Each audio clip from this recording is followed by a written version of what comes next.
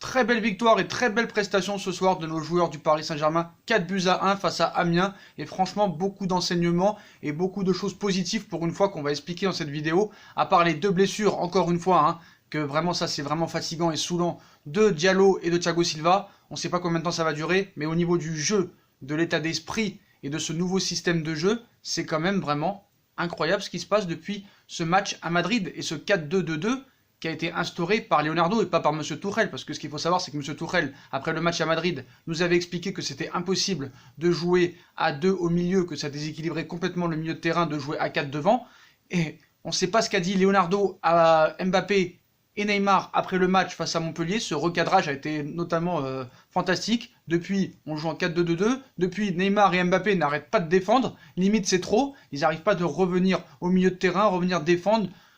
Puis au niveau des statistiques, Neymar marque à tous les matchs, Mbappé marque à tous les matchs, Icardi marque à tous les matchs. C'est incroyable ce qui se passe depuis le match à Madrid. Donc maintenant, on peut se demander si vraiment c'est Leonardo le coach, parce que voilà, c'est incroyable. Donc, Paris gagne 4-1. Donc les enseignements, Kylian Mbappé, doublé, les records, ça continue. 3 points dans la poche. 41e but de Kylian Mbappé en 2019. C'est quand même monstrueux, comme on voit qu'il n'y a que Messi qui fait mieux et Lewandowski. C'est quand même impressionnant. Un Leandro Paredes, encore une fois, monstrueux. Donc il va falloir quand même se poser la question de le vendre ou de l'échanger. Est-ce que c'est vraiment une bonne solution maintenant? Parce que là, au niveau où on parle, Paredes est meilleur que Emre Can à l'heure où on parle. Voilà. Icardi, mode machine, un but par match, voilà. Surtout ce qu'il fait sur le but de Mbappé, de Neymar, excusez-moi, sur le but de Neymar, ce qu'il fait Icardi, c'est totalement exceptionnel. Tous ceux qui nous disaient, ouais, c'est un attaquant qui bouge pas, qui dribble pas, qui fait rien, t'as vu ce soir que c'était possible qu'il fasse des choses exceptionnelles, parce que le but de Neymar, ce qu'il fait Icardi, il y en a qui me disent, ouais, c'est de la chance, il a pas fait exprès. Non, regarde bien l'action, il a fait exprès. Voilà, c'est totalement un enchaînement extraordinaire. Donc Neymar et Mbappé, n'arrêtent pas de défendre enfin depuis Madrid. C'est magnifique. Voilà, et dans l'état d'esprit, ce soir, ça a vraiment été exceptionnel. On a étouffé Amiens dès le début du match. Ils n'ont pas pu respirer. D'ailleurs, Amiens, on le savait avant le match, pensait d'abord à la fête d'après-match plutôt qu'au match d'aujourd'hui. Voilà, pour eux, c'était déjà une défaite. Donc voilà, on voit un petit peu l'état d'esprit des dirigeants. Mais voilà, j'ai vraiment aimé beaucoup ce Paris Saint-Germain. Par contre, les blessures, il va falloir vraiment faire quelque chose parce que ça peut plus durer et ça te gâche en fait ton match. On peut pas faire une bonne prestation. Pour une fois, tout était nickel, que ce soit au niveau du jeu, de l'état d'esprit. Et il faut encore nous rajouter 2 blessures et pas des moindres. Déjà Kipembe, défenseur central blessé. Thiago Silva blessé. Bon, ça n'a pas l'air trop grave vu qu'il est resté sur le banc. Diallo blessé. Ça va être minimum 3 semaines. Donc heureusement qu'il y a une pause là de 2 semaines. Il va falloir vraiment régler ce problème de blessure. Ça peut pas durer. Il y a un problème à l'entraînement. Voilà, je pense qu'il y a un problème de système de préparation parce que ce n'est pas possible d'être autant blessé. Voilà, je le dis. Je le dis et le répète. C'est plus possible. Voilà, faut faire quelque chose. Donc je voulais revenir sur Icardi sur ce match. Donc Icardi est vanné par certains parce qu'il touche peu de ballons. Au final, 2 déviations qui mènent à 2 buts ce soir. En prime, il marque le but du 4-1. Monstrueux qualité de finition. Et c'est encore plus facile pour lui car l'Inter, vu ce qui l'entoure maintenant, c'est plus facile qu'à l'Inter pour lui. Donc c'est vraiment impressionnant ce soir. Je voulais parler aussi du début de match. Parce que le début de match, quand même, il est impressionnant dans l'envie.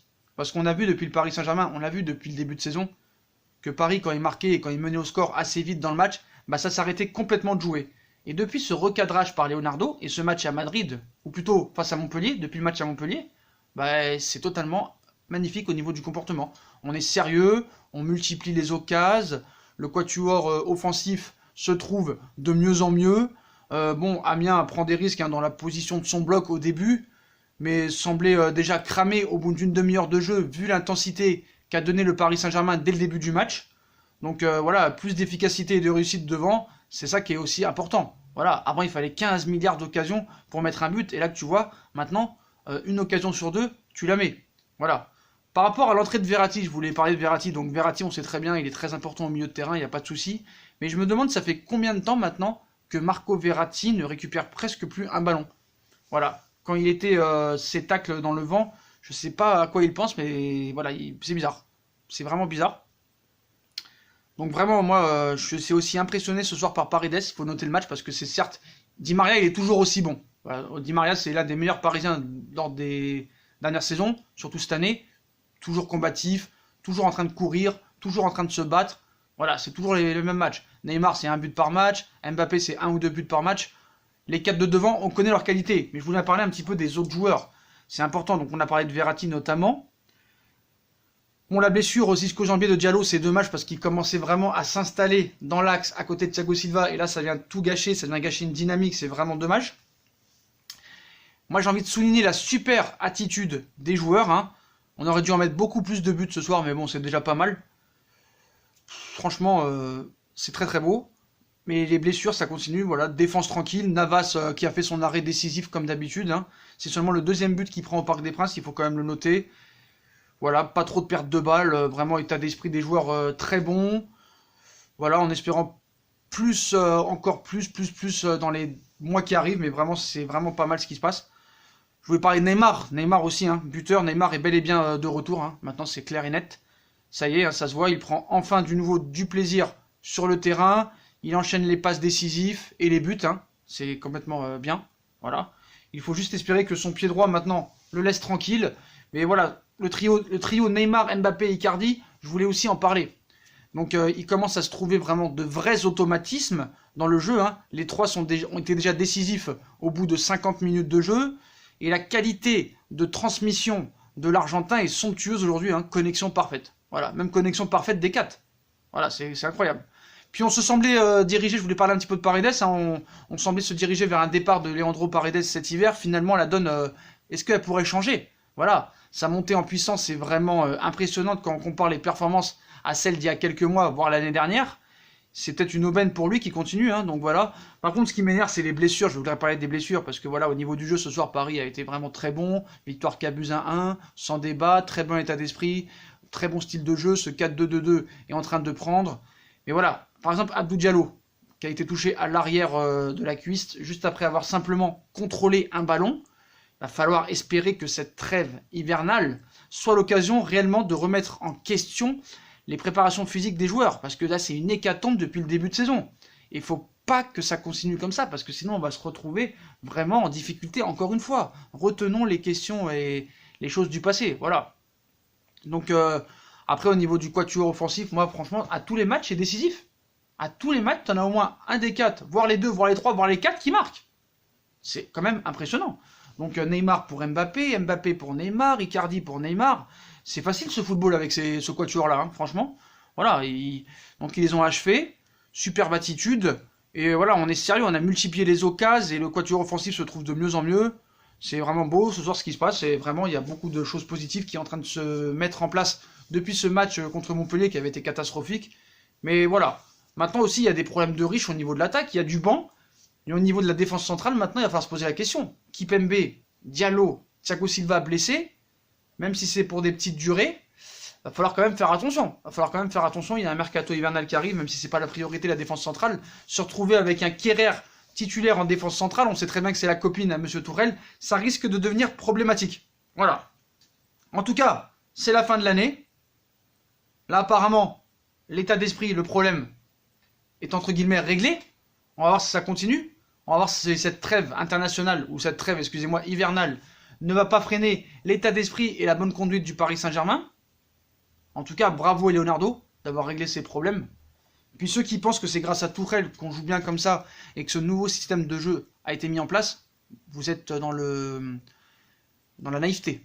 Voilà, c'est Leonardo qui a tout fait. Je peux vous le dire. Vous pouvez dire en commentaire non. C'est très bien ce qui se passe. Il faut vraiment être lucide. Voilà, le recadrage après le match contre Montpellier, on a vu que depuis ce match-là, Neymar et Mbappé n'arrêtent pas de défendre, n'arrêtent pas de sourire, n'arrêtent pas d'être décisifs. Voilà. Quand M. Tourelle nous dit que c'est impossible de jouer avec les 4 devant, ça déséquilibre le milieu, la preuve que non. Après, certes, en face, il n'y a pas grand monde. Amiens, Galatasaray, Saint-Etienne avec une équipe décimée, Le Mans, certes.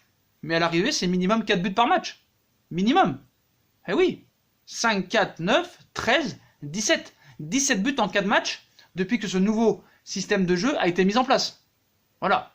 Et on ne peut pas dire que c'est M. Tourelle qui l'a mis en place, vu qu'il l'a critiqué. Et c'était pas possible de jouer avec les 4 devant.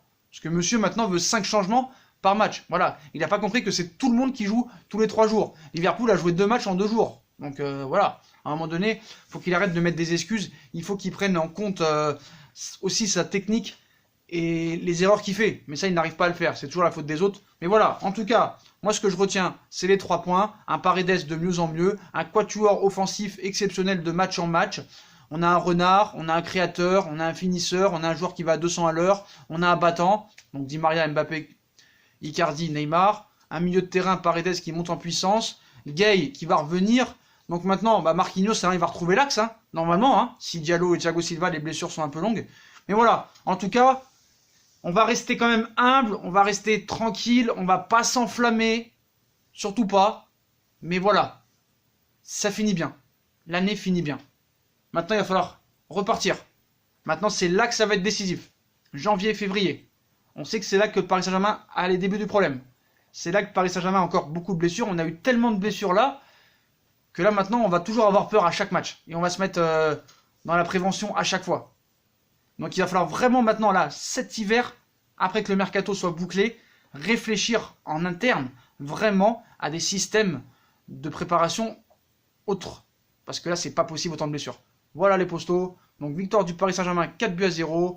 Plus que jamais leader avec un match en retard. 7 points d'avance. Voilà les postos. Donc dites-moi en commentaire ce que vous avez pensé de la prestation du Paris Saint-Germain ce soir, de Neymar, Mbappé, Icardi, la prestation de Paredes, les blessures, et qu'est-ce que vous pensez de ce 4-2-2-2. Voilà les postos, à très vite pour une nouvelle vidéo, et allez Paris, et surtout bonne fin d'année, tchuss.